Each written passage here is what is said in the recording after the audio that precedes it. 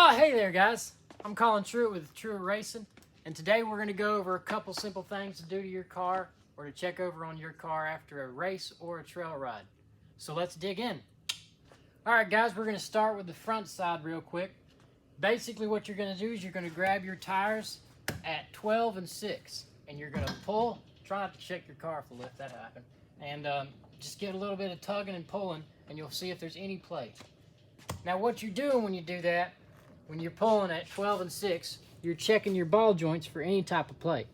That'll be in here, and if you need help to figure out exactly where that play is, you can have another person put a hand on this boot while they pull, and you'll figure out if the ball joints have play or not. Then, if you have greasable ball joints, you just grease them and they're good to go.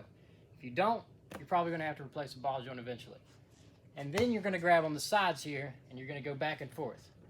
Now, you'll feel this right here. And if there's any type of play, it's either in your steering, tie rod, or bearing. So you'll want to grab here, and you'll want to just give it a small shake.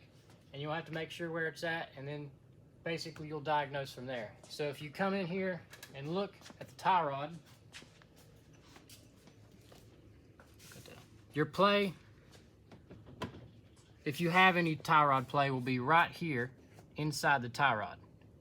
If you have any rack play, you'll feel it back in here going back and forth. That's not fixable. Usually you have to replace the tie rod to fix that, or actually the steering rack to replace that. The tie rod you can replace though. The bearing, if it's loose, you'll just have to grease that. So that's basically everything to do to your front end to check. That includes bearings, ball joints, tie rod, steering rack, and also we recommend changing your front diff fluid after every race or after every other race. Trail riding, I'm not sure. We don't do much of it, so that would be, I guess, by user's discretion. This right here is a front bearing care for Polaris, and basically what you want to do to check over on your bearing is to grease it, and if it gets rid of the slack and play, then that's good.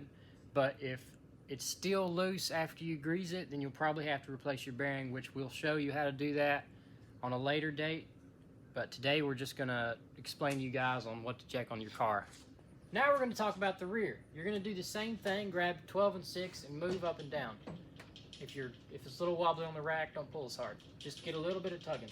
And that will help you figure out if it's gonna be loose inside your radius rod ends or not. Now these are factory radius rods we put on here, and they're tight.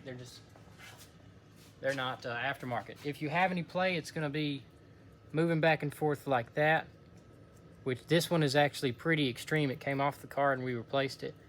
But basically you'll figure out where your play is coming from by putting a hand on the boot or on a heim joint end. Basically what you'll be doing by pulling up and down on the wheel is seeing if you have any play inside the heim joints right here or your factory radius rod. You'll basically put a hand here while somebody pulls from the outside, or you're able to pull from the outside yourself.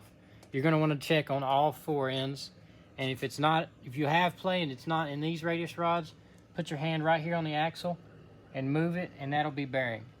So if it's not the radius rods making play, it's your bearing. Those are most everything in the rear that's going to be loose.